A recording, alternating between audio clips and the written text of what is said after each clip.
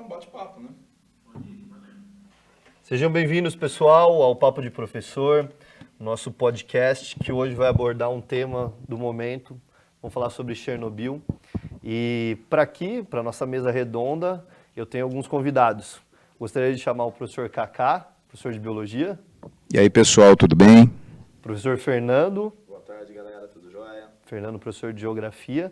E hoje, especialmente nesse Papo de Professor, além de nós termos o nosso corpo docente aqui presente, temos também estudantes, alunos do terceiro ano do ensino médio, o meu querido amigo Caio. Boa tarde, gente. Tudo bem? Minha querida aluna Larissa. Oi, tudo bom? E hoje uma convidada especial, uma aluna que já está em graduação, que faz rádio e TV na Unesp, a Ana Júlia. Oi, boa tarde, gente.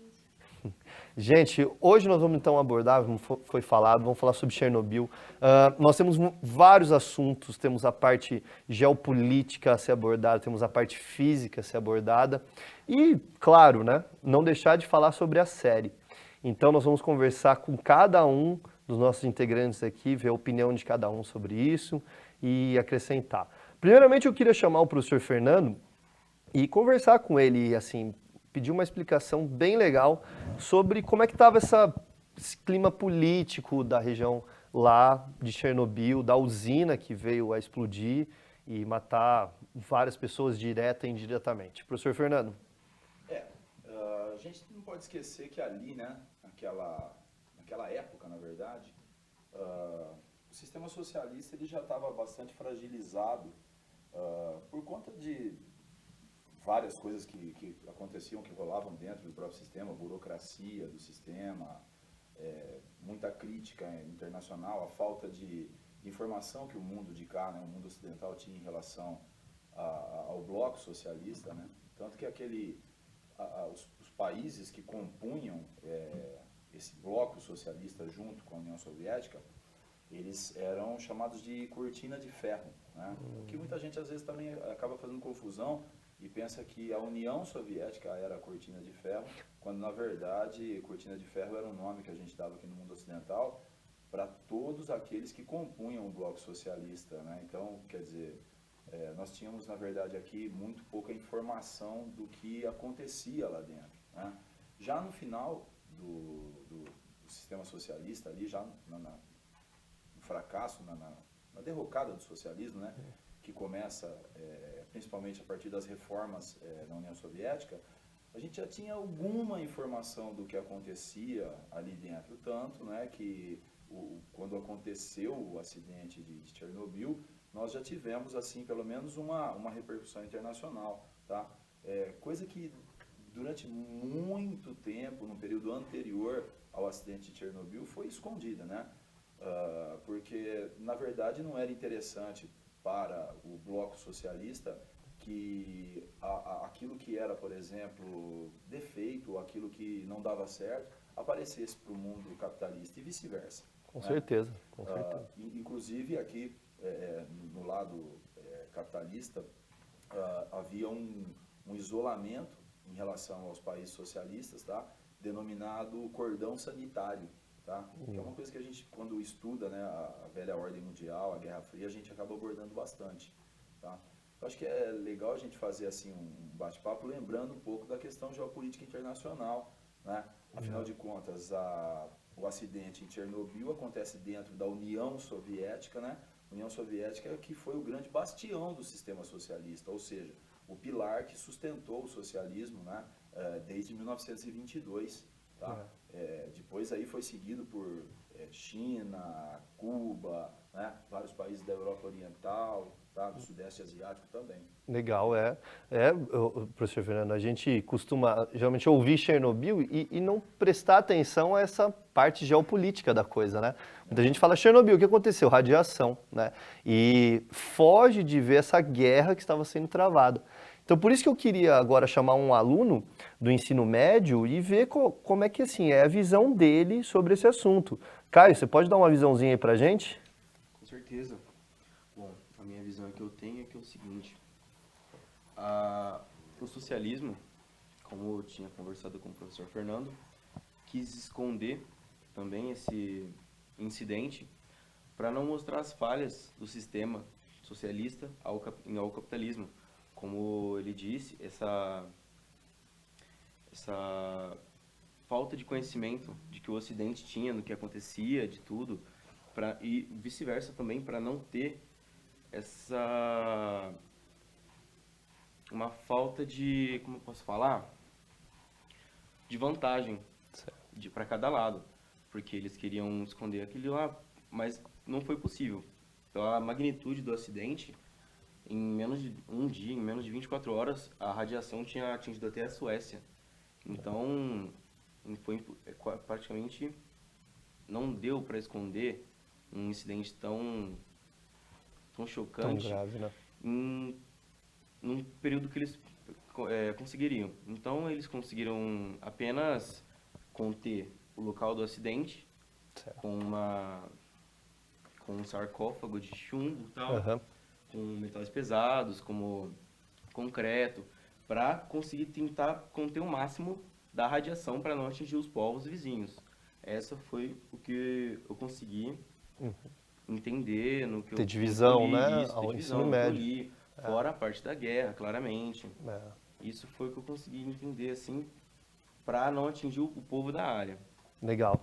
E eu acho que o professor Fernando pode complementar, né? Um pouquinho mais sobre isso. A gente não pode esquecer que durante um grande período da história, principalmente entre 1948 e 1989, um pouquinho depois do acidente de Chernobyl, nós vivemos uma tensão internacional, né, denominada Guerra Fria ou bipolaridade, tá? Então existia uma competitividade direta envolvendo, de um lado, né, o sistema capitalista liderado pelos Estados Unidos e do outro lado o sistema socialista liderado pela antiga União Soviética.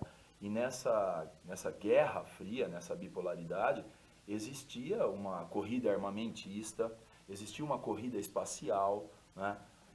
Então, o desenvolvimento da tecnologia nuclear fazia parte, inclusive, dessa queda de braço travada durante muito tempo, tá? E você, por exemplo, no mundo socialista, né?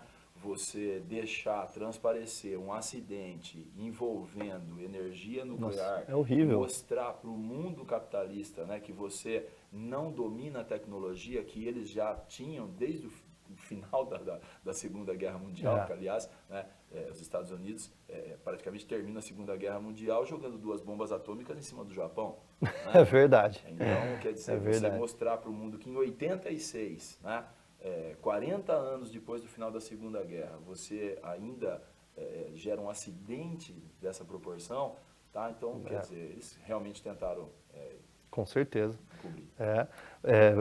Assim, é lógico que a gente não já chegou falando, mas o acidente ele passa-se em torno de 25 de abril de 1986. E a gente conversando um pouquinho mais sobre isso, eu queria conversar com o professor Kaká, que vivenciou isso, né, Kaká, em 86.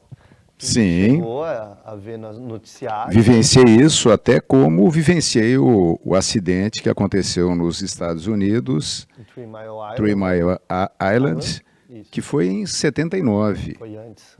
E foi um acidente de menores proporções. Mas na época o governo americano não escondeu nada e as medidas de contenção que foram tomadas evitaram que o acidente pudesse causar danos maiores. Certo. Foi um acidente de menores proporções. E falando mais especificamente sobre Chernobyl, Kaká, o que você tem a falar sobre essa parte biológica? Então, o acidente radioativo, especialmente a explosão do reator 4, que aconteceu em Chernobyl, ele tem os efeitos imediatos, que são agudos, tipo queimaduras, como você mesmo estava dizendo, de dentro para fora. Certo.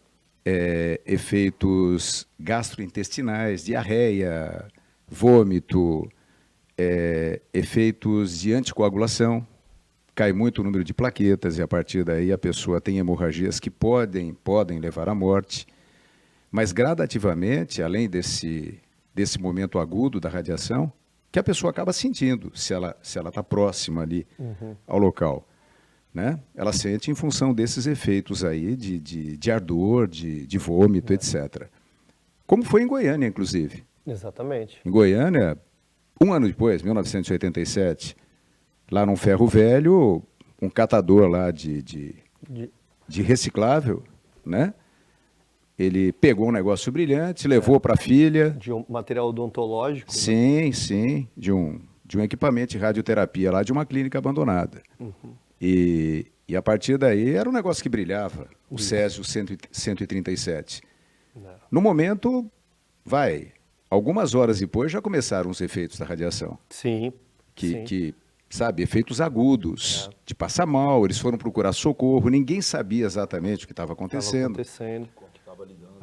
Fernando, até que alguém da família resolveu levar para o hospital um negócio que brilhava. E aí Você contaminou imagina? todo mundo. Sim, levar o núcleo da máquina de radioterapia para o hospital. E detalhe, ela não levou assim, simplesmente num carro, ela levou no ônibus. Sim. Então, tem até um filme brasileiro sobre isso muito bom. Sim, eu não lembrava desse detalhe, Vinícius. Ela levou no ônibus, um filme brasileiro que retrata assim, Você já tinha nascido bem. em 86? Quase. Quase. Tava quase, Olha, quase. Eu já sou de tava ali com os 88. meus 30 aninhos. Né?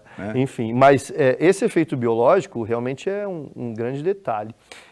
Eu queria então perguntar, Cacá, principalmente você vai voltar, lógico, a abordar sobre isso, mas perguntar para a Ana Júlia o que ela tem a dizer, e principalmente sobre essa parte biológica mais da coisa. Vamos lá.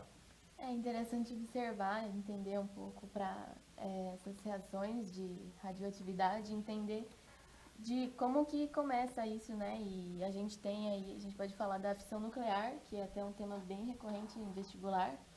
E a fissão nuclear, né, é a quebra de um núcleo grande em núcleos menores, né? Como o próprio nome já diz, né? Fissão, quebra, né? E tudo isso começa a partir de bombeamento de um nêutron, né? No núcleo maior. E geralmente as fissões nucleares ocorrem, né, em núcleos instáveis, como urânio, plutônio, que são elementos, né, presentes aí no caso de Chernobyl. Não, mas é basicamente isso mesmo, né, Ana Júlia? Assim, E a radiação liberada, radiação gama. Isso, né? É altamente penetrante. Sim, e que afeta, a gente estava falando agora há pouco, aí eu falei nos efeitos agudos.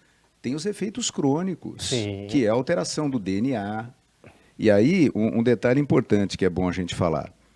O tipo de tecido que é mais afetado é o tecido que mais prolifera. Ou seja, medula óssea, por exemplo. Medula óssea, as células sofrem mitoses constantemente para formar os elementos figurados do sangue. E aí? E aí a radiação afetando a medula óssea, vem a leucemia, que é o câncer no sangue, e vem uma série de outras situações. Quer dizer, além daqueles efeitos agudos que a gente estava falando agora há pouco, tem os efeitos crônicos de doenças crônicas a longo prazo e que podem durar aí uma vida inteira. E até passar, Vinícius, para a descendência daquela pessoa. Exatamente. Se afetou a célula reprodutora, se afetou o testículo, se afetou o ovário, a radiação gama, isso por geração. sim, ela vai afetar o DNA das células que vão passar para os filhos. Isso. Então é uma coisa complicada, que a gente nem conhece totalmente ainda como é que funciona. Exatamente. Né? É interessante você falar, Cacá, assim, a minha formação, eu sou físico médico, né? Sim. E na física médica a gente tem muita questão da radiação, né? E perceber que esse acidente que ocorreu em Chernobyl, ele, por exemplo, o processo de radiação dele, é lógico que não é uma usina, mas o tratamento do câncer é feito por radiação. Sim. E uma coisa que é muito engraçada, que isso é um paradoxo realmente, a mesma radiação que cura é a mesma radiação que mata. É dose, então, né? Exatamente. Então, beleza, o pessoal foi exposto lá, a radiação a maioria veio a trazer câncer, veio a trazer outras más formações, às vezes não para ele, mas para os filhos, né? Gerou essas mutações, crianças que nasceram sem braço. E a gente acha até engraçado, né? Porque você vai tratar o paciente que está com câncer com radiação. Então, é lógico que o nível é diferente, a intensidade é outra. Mas esse paradoxo da radiação é muito engraçado. É um paradoxo muito louco. O mesmo que mata é a mesma que cura, né? É isso aí. Exatamente. Então, sobre assim, esse assunto, a gente volta para... Só uma coisinha, já que você falou, e que é legal a gente falar aqui. Nesse paradoxo, é que nem veneno. Veneno de cascavel, ele pode te matar, mas ele pode te curar de um infarto. Exatamente. Entendeu? Então, é a dose. é a dose. E o que a Ana Júlia estava falando ali, do plutônio, do urânio, é bem isso aí. Dependendo da dose dessa radiação gama, você pode ter benefícios ou as situações que a gente discutiu aí. Né? Eu queria voltar para o professor Fernando, porque, por exemplo, a gente falou da usina Chernobyl, ela veio explodir. O processo físico, não é interessante ficar falando, todo mundo fica meio sem entender, mas em resumo foi a grande discussão entre falha técnica e falha humana. É considerado um episódio de falha humana. Houve-se um aumento da pressão, né? Então, numa usina que você tem essa usina nuclear, eles trabalham com materiais radioativos, geralmente em varetas. E essas varetas são ligadas na água, enfim, um processo todo de pressurização disso. Então, o reator veio explodir por causa de um aumento de pressão nessas varetas que a gente teve. E sempre cai aquela pergunta, usina nuclear é realmente uma coisa perigosa? E a gente tem aqui Angra, no Brasil, um exemplo disso, começou as obras em 1971, que eu gostaria que o professor Fernando explicasse mais sobre essa geopolítica de Angra e a questão dela aqui no Brasil, porque nós temos uma usina nuclear, então devemos nos preocupar, né? Professor Fernando. Primeiro eu acho que a gente tem que lembrar, eu penso na verdade que a gente tem que lembrar o seguinte, a energia nuclear, ela tem aspectos positivos e ela tem aspectos negativos, né? E os aspectos positivos, eles são muito relevantes, né? Você vê, por exemplo, a usina nuclear, ela tem uma versatilidade muito grande. Então você pode levar a usina nuclear para um lugar onde tem necessidade de geração de energia e você não tem, por exemplo, disponibilidade de radiação solar, você não tem... Naturais, né, Fer? Isso. Exatamente. Então, não é o caso, por exemplo, do Brasil. Nós temos, né, sol à vontade e tal, mas a posição de Angra, ela é muito interessante, porque ela fica num ponto entre a grande São Paulo e a grande Rio. Então, a escolha do lugar, tá? Ela foi muito bem pensada no sentido de atender as duas maiores regiões metropolitanas do Brasil. Agora, há uma crítica muito grande em relação à construção de Angra ali nas praias de Itaorna, né? Porque numa linguagem local, Itaorna significa terra que afunda, né? Então você tem um terreno sedimentar muito sensível, tá? E as usinas já sentiram isso, né? Houve afundamento de parte de Angra 1, tá? Ela teve que ser, né? Tiveram que fazer um trabalho de calçar as laterais e tudo mais, tal. Mas eu falo assim, a usina nuclear, ela tem uma vantagem de ser versátil, tem uma grande capacidade geradora. Né? Uma energia limpa, né, Fer? Energia limpa, né? E tem as desvantagens por trás, né? Você tem, por exemplo, um risco de, através de desenvolver, por exemplo, a tecnologia de enriquecimento do urânio para a finalidade de energia, produção de energia, isso pode levar também, é claro que em outros níveis, a geração de armas nucleares. Exatamente. Tá? O risco de acidente, né? Então, e o grande problema, né, Fer, eu queria que você conversasse com o pessoal, é o lixo, né? Sim. Que esse ainda é uma grande desvantagem que... No caso do Brasil, por exemplo, nós não temos depósito para isso. Então, como os materiais que foram fornecidos para a Angra vieram de fora, tá? Existe uma política de logística reversa. Então, o fornecedor tem que buscar esse material aqui.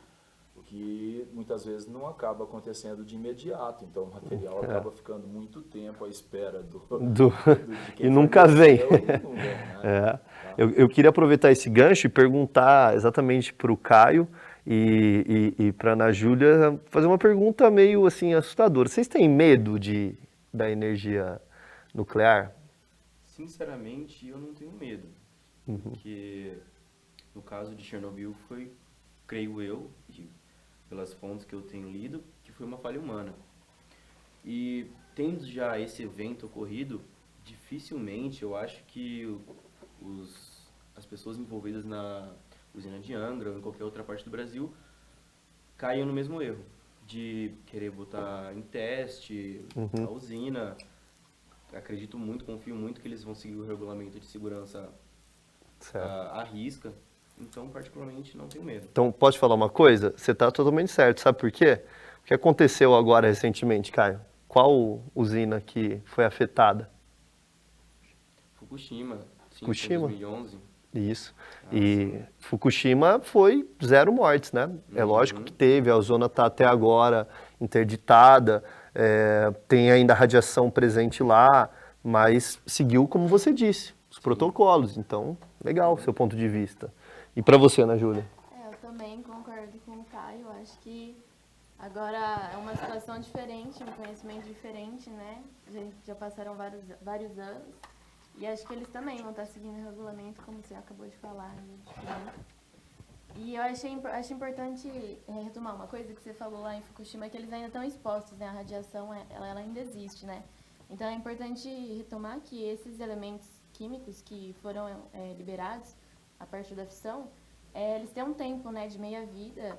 E, por exemplo, do plutônio é um tempo de meia-vida muito longo, muito... Então, quem está na região ali próxima de Chernobyl está exposto, né, à radiação por conta desse tempo de meia-vida, que é diferente de cada elemento radioativo, né? Exatamente. Cacau, o que você tem a dizer aí mais pra gente? Vamos voltar Olha, pro Fukushima, né? Eu Que é vou, um não, paradoxo eu vou legal. pegar o gancho da Ana Júlia Legal, agora. fica à vontade. Né? A Ana Júlia estava falando da meia-vida e, na verdade, não só os humanos, os animais, as plantas, né?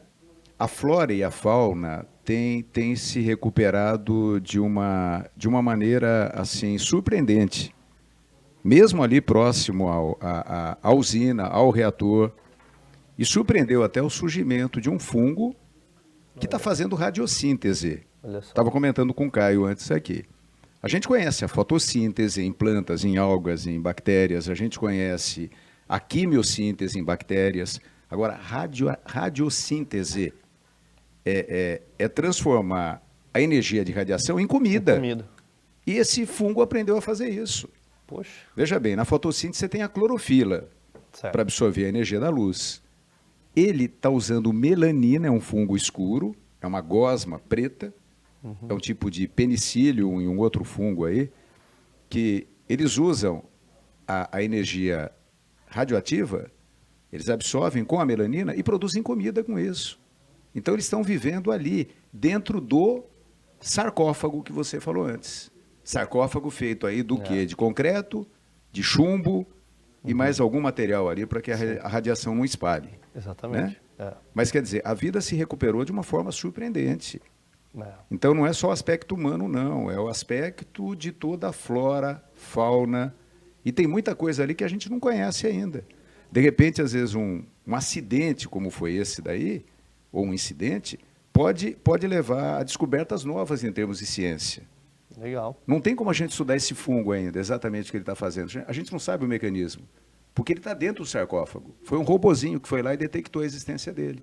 Legal. Não tem como a gente ter acesso ainda à bioquímica daquilo ali, ao metabolismo daquilo ali, mas de repente a gente consegue aí descobrir uma síntese de matéria orgânica que a gente pode usar no futuro numa outra região do universo. Exatamente. Aproveitar a radiação num Uma lugar que coisa não boa. tenha sol, por exemplo, para fazer comida. Exatamente. Legal. Entendeu? Boa, Cacá. Com certeza o que você diz, né? Isso é lindo. Às vezes a gente vê um ponto de Isso é vista lindo. e essas coisas assim aparecem. É. Mas voltando ao assunto, principalmente que eu queria abordar essa diferença entre Chernobyl e Fukushima. O professor Fernando, eu sei que você já esteve lá no Japão e eu acho que você pode falar um pouquinho mais sobre essa cultura japonesa, porque como já foi dito, medo parece que já o pessoal deixou de ter de lado, né? Agora, Fukushima veio para mostrar que realmente a gente pode ter energia, né? E de uma forma segura. Gostaria que você conversasse. Como a gente estava falando, né? Realmente, eu fiquei numa cidade muito próxima de Fukushima, eu fiquei em Yamagata. Passei próximo da usina, inclusive. O Japão, ele tem uma carência de recursos naturais gigantesca. Então, assim, quanto mais ele diversificar as matrizes energéticas, né? Menos dependente de uma fonte só ele fica, de uma matriz só.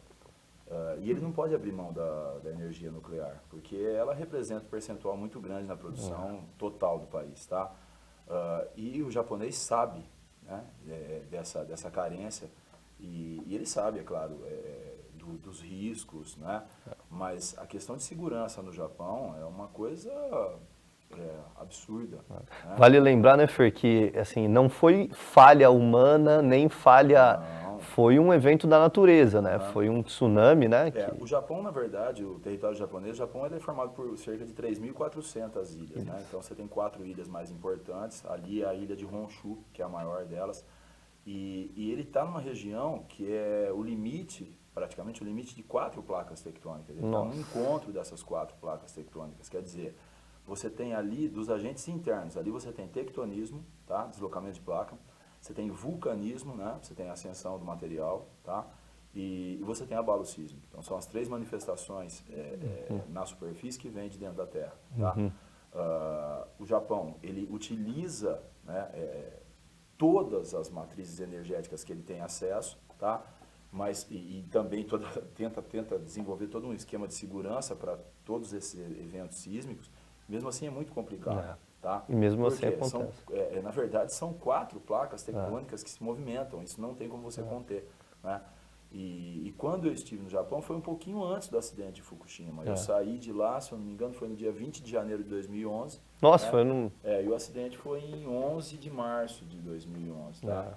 E incrível, eu até falo para meus alunos, eu fiquei um mês no Japão e não senti um abalo sísmico, o que é incomum, porque no Japão sempre a terra tem, né? Normalmente treme, né? E quando, os geólogos dizem muito isso, né? Quando você fica muito tempo numa região com intensidade sísmica, quando você fica muito tempo sem ter um abalo, tá? Quando ele vem com muita força. Com muita foi o que força. aconteceu, né? Ele passou de 9 pontos na escala Richter. Tá? E o que foi legal é isso, né, Fer? Não morreu ninguém. Exatamente. Né? Seguiram todos os protocolos. E você vê ali a questão da água, né, do mar, do tsunami, ele invadir a região de Fukushima. Eles têm, eu passei inclusive no litoral, eles têm umas proteções nas praias que são desenvolvidas com blocos de concreto. Eles fazem como se fossem figuras geométricas, sabe? Faz triângulo, faz bola, faz cruz, né? Eles vão colocando isso na praia como forma do tsunami ao bater chegar, ali, quebrar, né? Bater e quebrar, né? Então, assim, a força da água ser reduzida. Legal. Né? Mas mesmo assim, a onda foi tão alta que ela passou por cima dessa barreira de contenção que eles desenvolveram. Você vê, então, por exemplo, a gente já está aprendendo com os erros, né? Então, mesmo assim, pode acontecer, né? Foi como você disse, a gente faz toda a precaução e tal. E então isso é um exemplo grande que a gente tem aí para abordar o tema do momento, que é a série. A série Chernobyl foi retratada assim com muita perfeição. A gente vai comentar algumas características que ela teve, mas percebe-se, né, que foi uma série muito bem abordada, tá? Larissa, eu queria que você me dissesse o seguinte, qual que é a sua visão, você que assistiu a série, eu também assisti, eu queria ouvir qual que é a sua visão sobre esse assunto. Conversa aí com a gente. Eu acho que além da série tratar de entretenimento, que é muito bom, também tem a parte do conhecimento, né? Que pra gente que tá vestibulando, ajuda também, é um tema, radiação é um tema importante pra gente e tudo mais. E a série conseguiu mostrar isso muito bem.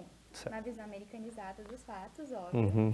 A gente vai abordar. Aquele pequeno exagero em algumas coisas. Porque a série americana sempre tem uma coisinha a mais pra dar aquele drama e tudo mais. Certo. Mas é uma série bem renomada, premiações, muitas premiações. Eu acho muito importante tratar esse assunto em entretenimento. Legal. E na sua visão assim de estudante de ensino médio, como a gente falou, o que você tem a dizer assim sobre o evento? Você ficou assustada? Eu sei que é uma série tensa, né? Mas o que você tem a dizer assim? Você achou alguma coisa assim bem diferente? Você ficou tensa? Conta pra gente. Assusta bastante, né? Porque a gente conhece o que aconteceu no acidente e tudo mais, mas não sabe realmente as consequências. Exatamente. Como que aconteceu com as pessoas, sei lá, o jeito que elas ficaram doentes e tudo mais. E o que mais? Isso é muito importante, porque na série eles mostram como ficaram os operários, como ficou a situação de saúde deles, a gente vê todo o acontecimento até eles morrerem, né? Porque, infelizmente, não tem como tratar, porque ficou muito perto da radiação. E eu acho isso muito importante na série. Legal. A gente começa, né, a série com o nosso protagonista, né, que é o Legasov, e ele vem a se matar, né? Esse grande protagonista, né, ele vai atuar o filme inteiro. Então a gente percebe que realmente nessa visão ocorreu muita pressão, né? Eu acho que devido muito a esse mistério e segredo exagerado que teve na versão. Então, por exemplo, como eles passam a transmitir isso, como já foi abordado aqui do professor Fernando e que os outros companheiros aqui comentaram, é que realmente tinha essa cortina de ferro, né, Lara? Sim. A gente percebia que eles estavam isolados, mas que no nosso ponto de vista, eu acredito que assim, a alta cúpula sabia do que estava acontecendo, sabia das medidas, e a visão americana aí vem justamente sobre isso. E aí a gente tem uma protagonista também, né? Uma Sim. mulher, eu queria que você comentasse. Muito bom, porque tinha muita gente na equipe do físico principal aí, e eles usaram uma mulher, o que eu achei muito importante, trazer representatividade, né? Para uma mulher representando toda a equipe dele. Eu achei uma simbologia muito boa. E a gente vê que a mulher investiga, vai atrás de todos os acontecimentos. Bate de frente, né? Isso, com o bate de pessoal. frente. Tem ainda mais histórias por trás do acidente, não foi só aquele acidente que aconteceu. E é muito importante para o desenvolvimento da história. Legal. Tem umas coisas que a gente precisa abordar aqui, que, por exemplo, a questão entre a falha técnica e a falha humana. Até hoje, né, você percebe que ali, entre a alta cúpula, né, do pessoal, na série, eles não admitem a falha humana. Sim. Né? Eles ficam jogando toda hora que foi uma falha técnica. E outra coisa, né, Lari, que chama atenção, acho que você deve poder comentar isso daí, que é a questão da retirada do material radioativo, né? Tem uma hora que eles vão lá e põem um pano, né? Eles colocam um pano e aí percebem que aquele pano não vai adiantar de nada, é uma espécie de um pano, né? E o general obriga trabalhadores a irem lá mesmo sabendo que eles vão tomar radiação, que eles vão morrer, né? E o general, ele manda o pessoal ir lá. O que você achou, assim, dessa parte? Eu acho que é ruim, muitas vidas foram perdidas, mas infelizmente foi necessário. Não tinha equipamentos modernos para contenção de tudo isso, sendo que eles tentam, acho que na série passa, eles tentam, acho que com uma máquina alemã, alguma coisa assim. Tentam com os helicópteros, né? O Isso. helicóptero chega até a cair, né? É, porque não pode chegar perto da fumaça. Exatamente. É muito complicado. E também a tecnologia não era tão avançada quanto é hoje. A gente tem que levar isso em conta. Mas em resumo, né, Lari, foi uma série muito bem feita. Eu acho que ela chegou a bater, né, o Game of Thrones em termos de pontuação. É uma série muito interessante para quem quer assistir, ter essa outra visão, né? Você estava comentando que a Rússia está querendo fazer uma contraversão, né? Sim, eu vi falando que não foram. Eles falaram que não era bem assim que aconteceu as coisas, em questão de política mesmo. Porque na série pegaram forte nessa parte de não vamos falar para as pessoas, não vou falar para a população.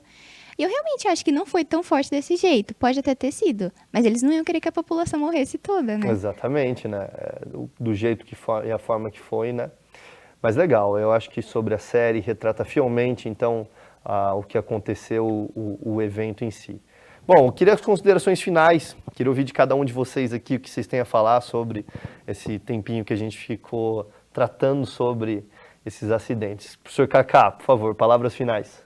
Bate-papo muito legal. Eu acho que para a gente discutir aí uma série de assuntos interdisciplinares, né? Para, sei lá, a moçada que não vivenciou essa época, está vivenciando através da série, mas não é todo mundo, de repente, que tem acesso à série, né? Aqui entre nós, por exemplo, você viu, Ana Júlia viu? Sim, não. Caio também não.